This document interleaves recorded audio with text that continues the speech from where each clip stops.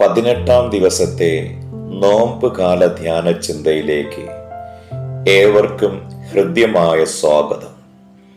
ഇന്നത്തെ ചിന്താ വിഷയം കരയുന്നവരാകുക മറ്റുള്ളവർക്ക് വേണ്ടി. ചിന്തയ്ക്ക് ആധാരമായി തിരഞ്ഞെടുത്ത വേദഭാഗം ന്യായാധിപന്മാർ 2-ാം അധ്യായം 4-ാമത്തെ തിരുവചനം. യഹോവയുടെ ദൂതൻ ഈ വചനം എല്ലാ ഇസ്രായേൽ മക്കളോടും പറഞ്ഞപ്പോൾ ജനം ഉച്ചത്തിൽ കരഞ്ഞു. ദൈവം വേർതിരിച്ചെടുത്ത ജനതയാണ് ഇസ്രായേൽ. ജീവിത രീതികൾ കൊണ്ടും സ്വഭാവം കൊണ്ടും ദൈവത്തെ പ്രസാദിപ്പിക്കേണ്ടവർ, എന്നാൽ തങ്ങളുടെ വിളിയും നിയോഗവും തിരിച്ചറിയാതെ പാപത്തിലേക്ക് അവർ അധപ്പതിച്ചുകൊണ്ടിരുന്നു.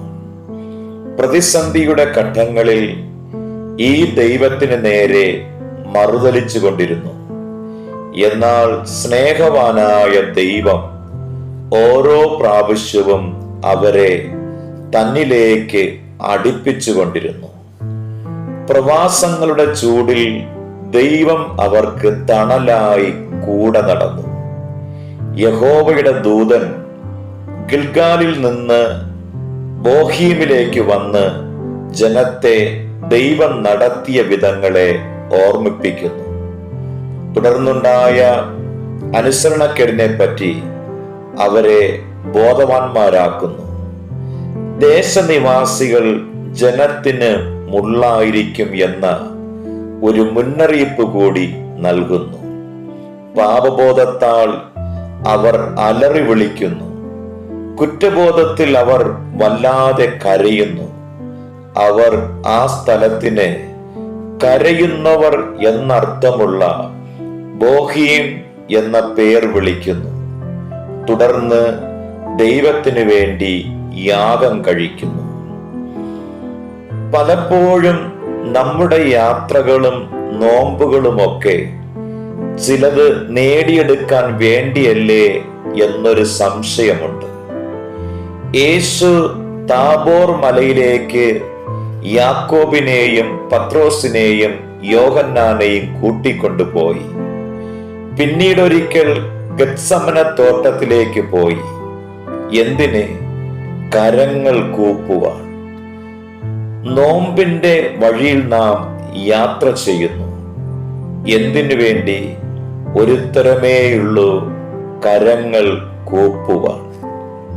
കഴിഞ്ഞ നാളുകളിൽ ദൈവം നമ്മെ നടത്തിയ വഴികളെ നാം മറന്നു പോകരുത്.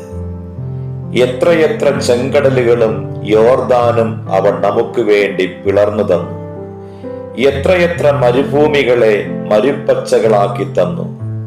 പാപത്തിലേക്ക് നാം അടുക്കുമ്പോൾ ദൈവത്തിൽ നിന്ന് പതുക്കെ അകലുന്നു. കഴിഞ്ഞ കാലത്തിൽ അറിഞ്ഞും അറിയാതെയും സംഭവിച്ച തെറ്റുകളെ ദൈവസന്നിധിയിൽ വച്ച് കരയുവാൻ നമുക്ക് സാധിക്കണം. അനുതാപ കണ്ണീരിൽ നമ്മെ അടിമുടി ശുദ്ധി വരുത്തി ക്രിസ്തുവിനെ അവിടെ പ്രതിഷ്ഠിക്കാനുള്ള തീരുമാനം ഈ നോമ്പ് ദിനങ്ങളിൽ നമുക്കുണ്ടാകണം.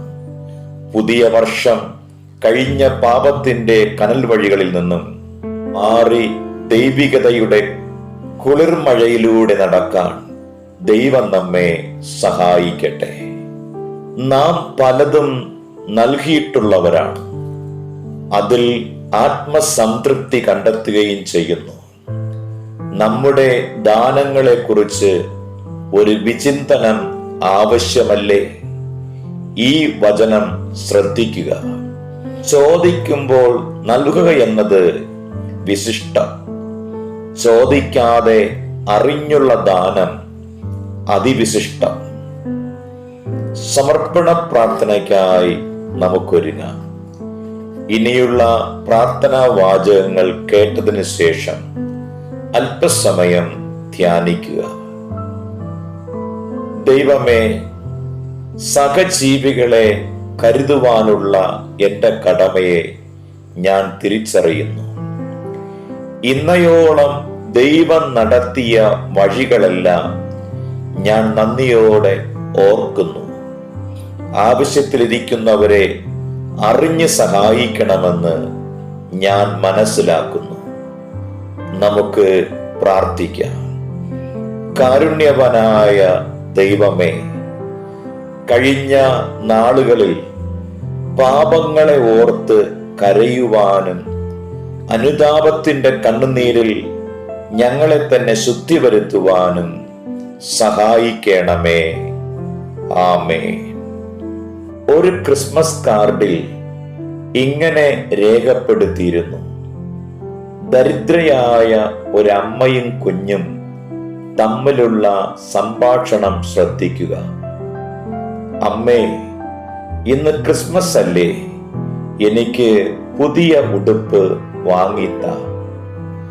അമ്മ നിസ്സഹായതയോടെ കുഞ്ഞിനെ നോക്കി. അമ്മേ, ഇന്ന് ക്രിസ്മസ് അല്ലേ, എനിക്ക് ക്രിസ്മസ് പുൽക്കൂടുണ്ടാക്കണം.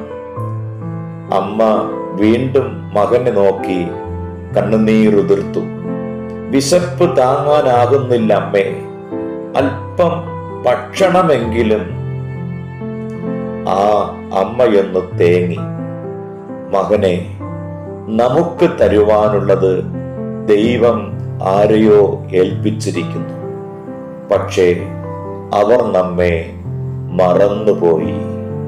കുരിശിന്റെ വഴിയിലൂടെ യാത്ര തുടരുക.